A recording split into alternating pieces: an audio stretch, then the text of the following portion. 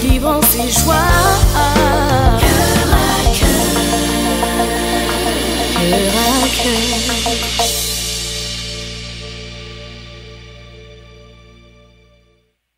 Bonjour et bienvenue à cette nouvelle émission dans cette série où nous parlons d'administrer en tant que bon père de famille. Et nous continuons avec cette série. Mon invité aujourd'hui, mon mari, Papi Samuel. Bonjour Papi Samuel. Oui, bonjour Nathalie, bonjour pasteur Nathalie, maman Nathalie. Alors moi, je l'appelle, si vous entendez que je l'appelle Papi Samuel, un jour il y a quelqu'un qui m'a demandé, mais pourquoi tu l'appelles Papi? Je l'appelle pas Papi parce qu'il est Papi, mais je l'appelle Papi parce que c'est son petit nom, Papi. On l'a toujours appelé Papi comme ça depuis donc qu'on est jeune, parce qu'il porte le nom de son grand-père. On l'a toujours appelé Papi, donc c'est un petit nom affectueux. Papi Samuel, merci d'être là encore aujourd'hui. Merci chérie. Alors, nous continuons dans cette série sur administrer en tant que bon père de famille. Comme nous vous l'avions promis la dernière fois, nous allons entrer un petit peu plus en détail pour voir, n'est-ce pas, comment est-ce que le bon père de famille administre sa maison, administre son foyer, son couple, administre les biens que Dieu lui a donnés. Et aujourd'hui, nous allons parler de l'administration auprès de ton épouse. Donc, il y a ce verset de Éphésiens 5. Est-ce que tu as un mot à dire, Papi Samuel, déjà? Oui, tout à fait, pour revenir encore à ce qu'on a dit au départ, que le bon père de famille, c'est encore le bonus pater familias. Eh bien, c'est l'homme prudent, l'homme diligent, l'homme dans le cadre auprès de son épouse, ça sera l'homme avenant, c'est-à-dire l'homme aimable, l'homme capable de s'offrir comme Jésus s'est offert en don de soi. Éphésiens 5, justement, nous parle de cet homme qui devrait être avenant. Et on ne va pas le cacher, c'est pas toujours le cas. Hein? Alors, on va voir un petit peu quelques affaires ici. Éphésiens 5 nous dit ceci à partir du verset 25. Je vais les lire. Jusqu'au verset 29. Hein, jusqu'au verset 29. Je vais les chercher, le lire rapidement. Éphésiens 5. Voilà. Alors, à partir du verset 25, la Bible nous dit ceci. Marie, aimez vos femmes comme Christ a aimé l'Église et s'est livré lui-même pour elle, afin de la sanctifier par la parole, après l'avoir purifiée par le baptême d'eau, afin de faire paraître devant lui cette Église glorieuse, sans tache, ni ride, ni rien de semblable, mais sainte et irrépréhensible. C'est ainsi que les maris doivent aimer leur femme comme leur propre corps. Celui qui aime sa femme s'aime lui-même. Car jamais personne n'a haï sa propre chair, mais il la nourrit et en prend soin comme Christ le fait pour l'Église. Waouh! Alors, chérie, c'est un standard très élevé. Qu'est-ce que tu peux dire de ça? Un bon père de famille, pas aussi élevé que ça, parce que d'abord, c'est qui unit deux personnes qui s'aiment, c'est l'amour. C'est un élan de l'un vers l'autre, un élan de sentiments forts, et on est prêt à mourir pour l'autre. Est-ce que c'est vraiment ce qui se passe dans la vie de tous les jours? Sinon, on n'assisterait pas à tous ces divorces auxquels on assiste. Parce qu'on pourrait dire dans le monde séculier, les gens ne comprennent pas trop la parole et puis il y a des divisions. Mais on constate ces faits également au sein de l'Église, où on voit des disloquements, des divisions, des familles qui pourtant connaissent le Seigneur, mais qui finalement se divorcent. C'est vrai qu'au-delà de ceux qui portent, le sentiment qu'ils portent l'un vers l'autre, une chose est cet élan, mais une chose c'est de pouvoir, quand on est marié, de pouvoir maintenir et garder cette flamme-là. Alors là, en ce moment-là, on entre effectivement dans les conseils de Paul vis-à-vis des devoirs domestiques, donc de ce que devait être le mari, le bon père de famille, et comment il devrait exercer sa position d'époux dans le cadre du mariage. Là, je retiens quelque chose dans ce que nous venons de lire, qui sont des directives données, parce que justement, pour éviter de tomber au-delà de l'élan, par après Il arrive aussi que les gens, ils peuvent se porter un élan très fort, un coup de foudre, et puis à un moment donné, quand on vit ensemble, on commence à se découvrir dans une autre vision, et puis après, aujourd'hui, on est dans un monde que j'ai aimé une fois un homme des dieux disait qu'on est dans un monde micro-ondes, tout fonctionne à la vitesse du micro-ondes, on veut avoir le plat servi, fait, et puis alors en ce moment-là, le malheur pour ceux qui ne sont pas enfants de Dieu, c'est fort dommage parce qu'ils n'ont pas un cadre où ils peuvent apprendre ce que nous sommes en train de partager aujourd'hui exactement. Comme la parole le dit, il doit la sanctifier par la parole. Donc tout doit être bâti et construit sur base de la parole. Deux éléments importants qui sont soulignés dans ce passage. Il doit prendre soin et la nourrir. Hein? C'est bien ça. Oui. Alors, il doit l'aimer. C'est ainsi que les maris doivent aimer leur femme comme leur propre corps. Et il doit la nourrir et en prendre soin. C'est fort, cette illustration-là, parce que quelqu'un qui s'aime, même que quand quelqu'un se néglige ou quelqu'un est malpropre, on se pose tout de suite une question de savoir, mais il y a quelque chose qui ne va pas dans la vie de la personne. C'est un des signes des déséquilibres. Mais quand un homme normal prend soin de lui-même. Alors, faire cette comparaison, dire que autant tu prends soin de toi-même, c'est comme ça que tu devrais le faire vis-à-vis, donc soigner ta femme comme ta propre chair. Alors, prendre soin, ça implique l'attention. On revient encore sur le bon père de famille. Le bon père de famille est celui qui veille sur les intérêts des biens qui lui sont confiés. Donc, prendre soin. Et ça implique beaucoup d'attention. Mais je reviens, je vais y aller point par point. Vas-y. Ça veut dire que faire attention à... Oui. C'est un défi. C'est un défi, pourquoi? Parce qu'il y a le travail. Oui. Il y a les responsabilités à l'extérieur de la famille. Oui. Et parfois, on peut passer à côté de ce grand rendez-vous où la personne que Dieu t'a donnée pour le restant, le partenaire que Dieu t'a donné, finalement, on passe à côté, on ne fait pas vraiment attention à celle qui est la côte de tes côtes. C'est pour ça qu'une éducation comme celle-ci, dans le cadre d'une émission Cœur à Cœur, nous disons justement la sanctifier par la parole. Nous sommes en train d'aller apprendre comment ça devrait être. Donc, faire attention, c'est anticiper même, diligenter les choses. C'est vrai qu'on est dans un monde où tout va vite, on est face à certaines obligations, on revient, par exemple, je prends un exemple très banal, revenons du travail, on est fatigué, parfois il peut arriver que la source des problèmes soit les exigences de l'homme vis-à-vis de la femme, ne considérant pas que c'est aussi un être qui peut aussi se fatiguer comme lui. Et puis, quand on revient comme ça, on devrait, n'est-ce pas, aussi penser au temps des câlins. Parce que la société aujourd'hui, elle est trop exigeante. Il y a trop des objectifs à atteindre qui sont prenants, cassants.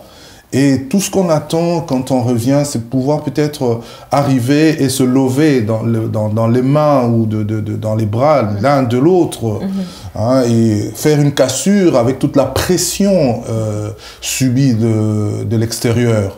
Alors, ce sont ces petites choses-là qui, si l'on ne fait pas attention à cela, ça peut facilement éteindre la flamme. Oui. Et cette flamme, cet élan qui a porté l'un vers l'autre doit continuellement s'entretenir. Ouais.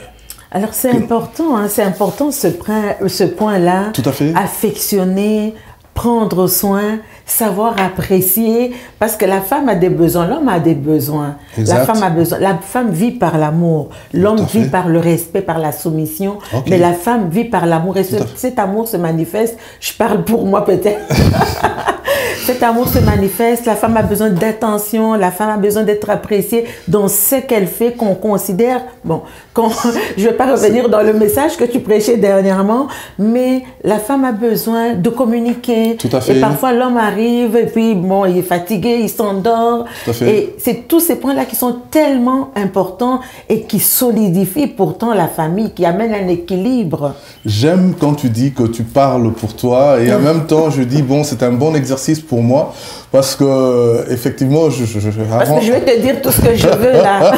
Avant, je le sais, t'en fais pas.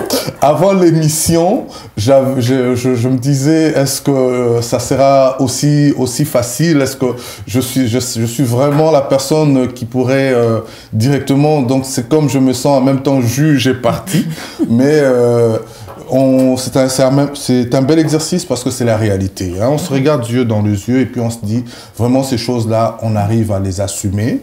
Et si on n'arrive pas forcément à les assumer comme il se devrait, quand on revient, parce qu'on ne l'enseigne pas que pour les autres, mais on passe un message aussi pour soi-même. D'ailleurs, je pense toujours, moi, quand je suis du haut de la chair en train de prêcher, je me prêche d'abord pour moi-même ou je m'enseigne pour moi-même. Alors c'est cela. Donc pour faire une histoire courte, effectivement, la femme vit, j'ai aimé ce que tu as dit, la femme vit par l'amour. Et l'homme devrait vraiment être très attentif à cela. Hein? Il doit chérir sa femme. Il doit, se connaissant, ou il doit anticiper les demandes. Et là, quand il arrive à ces rencontres-là, même si lui, par exemple, de son côté, il peut aussi être demandant au point de vue sexuel, par exemple, mais tout commence par ces attentions, ces petites attentions, et la cerise sur le gâteau, il peut l'obtenir s'il a été attentionné toute la journée.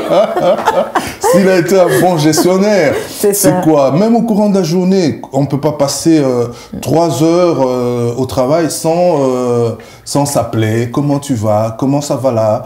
Et ça change tout. Autant pour l'homme, autant pour la femme.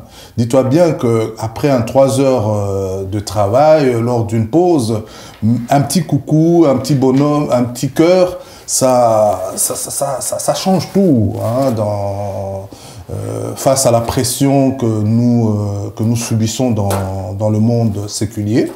Et à la maison, c'est là que tout va se conclure en tant que tel, hein, soit pas forcément par l'acte sexuel, mais c'est un ensemble. Ouais. L'affection et les attentions sont un champ, si nous regardons dans les obligations que l'homme a vis-à-vis de sa femme, l'attention et les gestes affectifs prennent, je puis dire, m'avancer même pour dire que ça prend, si pas 90%, peut-être ça prend 100%. Oui. J'aime ce que le verset 29 dit, il dit « Car jamais personne n'a haï sa propre chair, mais il la nourrit et on prend soin. » C'est vraiment intéressant, il la nourrit. C'est-à-dire que l'homme, en tant qu'administrateur, il doit investir dans la vie de sa femme pour pouvoir récolter quelque chose de sa femme. Exactement. Il doit investir. Là, c'est mon point. Mon deuxième point, c'est, je disais tantôt, d'abord, il doit prendre soin, mais il doit la nourrir. La nourrir, maintenant, c'est, en tant que chef de famille, il donne la direction. Il va chercher la provision, hein, la nourrir autant physiquement et aussi spirituellement, mentalement. Et en tant que chef de famille, il donne la vision et il explique, il respecte aussi, il reconnaît aussi le potentiel, il reconnaît aussi dans le champ de partage, il reconnaît aussi en sa femme les qualités et des choses il regarde aussi sa femme, parce que la parole nous dit de regarder son prochain comme étant supérieur à soi. Donc l'homme doit être humble, même si il lui a été donné ce pouvoir d'être le chef de la famille. Ce n'est pas un chef despotique, despote, oui. Ce n'est pas un tyran, mais c'est un chef de référence, c'est l'autorité, c'est un serviteur. Alors, tu dis quelque chose... C'est le chef serviteur. Oui, tu dis quelque chose d'intéressant. Et pour cela, ça demande de l'humilité. Oui. Ouais. La chose intéressante que tu dis, c'est que la Bible nous instruit de regarder l'autre comme étant supérieur à lui. Tout à fait. Est-ce que c'est à cause de ce manque que finalement l'homme délaisse peut-être son épouse parce qu'il n'a pas mesuré, comment pourrais-je dire ça, il n'a pas mesuré que son rôle n'était pas d'être supérieur, mais c'était de manifester la vraie autorité. En effet. Peut-être si je m'explique bien. Ce manque, oui. La domination ou cette autorité, quand la parole de Dieu dit que la femme doit être soumise à son mari, ce n'est pas une soumission dans le sens de la domination. Et malheureusement, quand on perçoit ça dans le sens de la domination, c'est là que l'on a des sérieux problèmes. Et dans des sociétés... excusez-moi l'expression, mais excuse-moi, traditionnelle, c'est encore plus dramatique. Il faut une très très bonne compréhension. Quand je vais dans la parole de Dieu, dans Genèse, Genèse 1, je pense des versets, si tu peux m'aider, qu'on se retrouve un peu dans la parole. Il y a le verset 27 et 28. Regarde un peu qu'est-ce que ça nous dit là. Ou encore 27 et 29. On va voir un peu. Ok, Genèse 1, on va le lire ensemble. Hein. Oui, Genèse 1, à partir du verset 27, la Bible nous dit ceci. Dieu créa l'homme à son image. Il le créa à l'image de Dieu. Il créa l'homme et la femme. Oui. Dieu les bénit et leur dit, soyez féconds, multipliez, remplissez la terre et l'assujettis et dominez sur les poissons de la mer, sur les oiseaux du ciel et sur tout animal qui se meut sur la terre. Je voudrais que tu lises le verset qui précède. Puis Dieu dit, faisons l'homme à notre image, selon notre ressemblance, et qu'il domine sur les poissons de la mer, sur les oiseaux du ciel. Tout à fait. Qu'il domine l'homme. L'homme, qu'il domine sur qui? Sur les oiseaux, sur la création. C'est cela. Et pas sur un homme. Donc, c'est ça le problème. Hein, c'est que l'homme veut dominer sur l'homme et c'est ça tout le problème de la terre. Pas seulement dans les rapports domestiques entre hommes et femmes, pas seulement dans les rapports familiaux avec nos enfants, pas seulement dans les rapports professionnels, mais ça, c'est quand même un problème assez sérieux. Et c'est l'autre verset qui vient, qu'est-ce qu'il dit? Le verset 27, il les créa à l'image de Dieu, il créa l'homme et la femme. Et à eux deux, il leur a donné des instructions. Des instructions de faire quoi? D'assujettir. Oui. Voilà. Donc, ce n'est pas l'autorité de l'homme ou l'homme le chef, ce n'est pas l'assujettissement de son épouse. Bien au contraire. Quand maintenant, parce qu'il y a deux plans dans la démarche de Dieu. Le premier plan a failli avec le péché originel. Alors, le deuxième plan, Jésus-Christ viendra en tant que le deuxième Adam. Il viendra restaurer, rétablir l'ordre comme il se doit. Et dans cet ordre que Jésus-Christ va restaurer, il y aura maintenant clairement la définition. Je puis dire même que la définition a été déjà claire dès le départ. Mais malheureusement, l'homme ne l'a toujours pas aussi appliqué comme il se doit. Et maintenant, quand on vient dans le plan de restauration de Jésus-Christ, Jésus-Christ a réhabilité la femme dans sa position de complémentarité avec l'homme. Et il s'agit d'un rapport d'amour. Ce n'est plus parce que quand entre l'assujettissement ou la domination, qui devait être plutôt sur les plantes, sur les animaux, sur prendre possession, contrôle du jardin, de ce qu'il y a là, sur la terre, et non pas prendre contrôle de son prochain, le premier prochain, son égal, c'est son épouse, à mon sens. Alors, c'est un gros défi, ça, pour les sociétés macho. Ou si on rentre un peu dans les coins reculés où l'homme a une certaine idée de la femme, alors il y a une impossibilité pour cet homme-là de vraiment être un bon administrateur de cette épouse que Dieu lui a donnée. Malheureusement. Comment faire? Comment conscientiser? Que faire? Là, il y en a peut-être qui nous regardent. Qu'est-ce qu'on peut leur dire? Comment faire les choses? C'est pas qu'on est parfait, mais quand même, Dieu nous donne des principes, Dieu nous donne des bases, Dieu nous donne des moyens de pouvoir fonctionner pour amener un équilibre familial et au sein du couple. C'est de marcher avec les principes de Dieu. Et aujourd'hui, on peut même dire que les sociétés arriérées vont en disparaissant. On est au 21e siècle, à l'ère de l'Internet, où tout ce que nous sommes en train de partager en ce moment, on pouvait l'avoir dans un direct, par exemple. Et quelqu'un pourrait le suivre de son cellulaire, dans tous les coins de la planète. Donc aujourd'hui, c'est une mise à jour ou une forme de mise à niveau est accessible. Et il serait intéressant de suivre de tels partages et de comprendre exactement la bonne définition. On est dans un champ de complémentarité. On est dans un champ de serviabilité. On est dans un champ de don de soi. Oui. Ça, j'aime bien ça. On est dans le champ de don de soi. Parce que quand on parle de l'amour, en fait, on parle de sacrifice. On parle de la notion de se donner à l'autre. Ça veut dire de s'oublier un petit peu.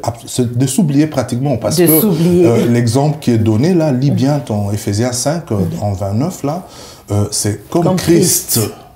L'exemple parfait et d'ailleurs, encore une parole que j'aime bien, il est mieux à donner qu'à recevoir. Christ l'a dit, nous donnons. Alors l'homme en tant que chef de famille, qui doit aimer sa femme et que sa femme doit le respecter, eh bien l'homme doit justement être celui qui se donne totalement, qui se donne et qui sait apprécier sa femme, l'apprécier physiquement, l'apprécier socialement, s'intéresser à ce qu'elle fait. Comme là, aujourd'hui, je suis à Querec. C'est ça. Vraiment, merci d'avoir accepté. Il nous reste juste quelques minutes, ça passe tellement vite. Il y a beaucoup de choses à dire. Oui, en fait, il y a tellement de détails à donner pour aider les couples. Mais aujourd'hui, qu'est-ce que tu pourrais donner? Tu en parles déjà. Parce qu'en tant qu'administrateur, justement, de ce foyer, de ce couple, de cette femme ou cet époux que Dieu a donné, comment on administre en bon père de famille un couple rapidement? Il ne nous reste plus beaucoup de temps. Comment on administre un couple? L'amour, je pense que si on devrait aller dans Corinthiens, avec tout ce que Corinthiens dit, 13, l'amour aime, pardonne, l'amour soutient, l'amour, c'est toute la définition de l'amour, mais en faire pas des paroles, mais le mettre vraiment en pratique. Et c'est très important. On sait tout de suite voir, quand il y a cet échange, cette alliance avec les conséquences, quand cet exercice se fait de la façon, je ne peux pas dire aussi parfait que ça, mais se fait de la bonne façon, on sait voir la complicité, les conséquences. Ça génère un foyer équilibré, ça génère l'homme, le bon père de famille, c'est un homme équilibré. Hein? Et Jésus est venu justement pour restaurer, rétablir cet équilibre et enlever l'injustice. L'homme, le bon époux, n'est pas un homme injuste. Parce que quand tu es injuste, tu sais que je suis injuste, en âme et conscience. Tu sais que tu fais du mal à l'autre. Et c'est malheureusement une très mauvaise interprétation, parce que certains vont dire non, non, non, non, vont ramener la femme dans une mauvaise interprétation, vont ramener la femme au jardin d'Éden. Hein? Ils vont chercher à punir, alors que Jésus a libéré. Et surtout qu'au jardin d'Éden, oui, la Bible est claire là-dessus, la responsabilité a été incombée autant à l'homme et à la femme. Donc, Jésus est venu réparer l'injustice. Tout à fait. Et Dieu est venu justement interpeller d'abord l'homme. Et malheureusement, l'homme, voilà, il a mis la responsabilité sur la femme.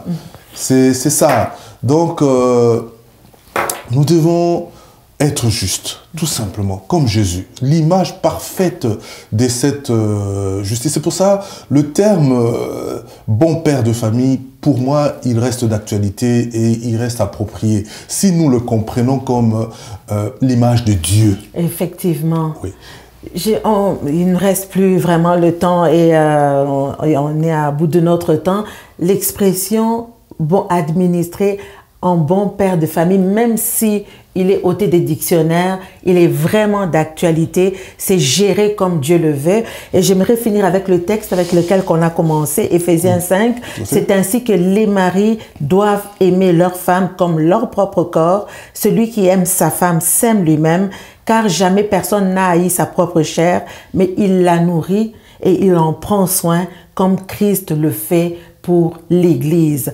Voilà donc, s'il y a les personnes qui nous écoutent aujourd'hui, c'est possible encore de retourner dans la parole et de rebâtir sur les fondements de la parole de Dieu pour voir nos foyers être équilibrés. Donc, on reviendra peut-être avec des ateliers ou avec d'autres sujets, mais pour aujourd'hui, c'était tout. Alors, vous avez des commentaires, vous avez des questions, vous avez un souci, vous avez un besoin de prière, écrivez-moi par Messenger, par courriel, coeur-à-coeur7gmail.com ou écrivez-nous, envoyez-nous un courriel en privé sur Messenger et nous ferons vraiment un plaisir de pouvoir vous aider parce que nous faisons également de la relation d'aide. Voilà, que le Seigneur vous bénisse et que le Seigneur restaure totalement les foyers qui ont été déséquilibrés.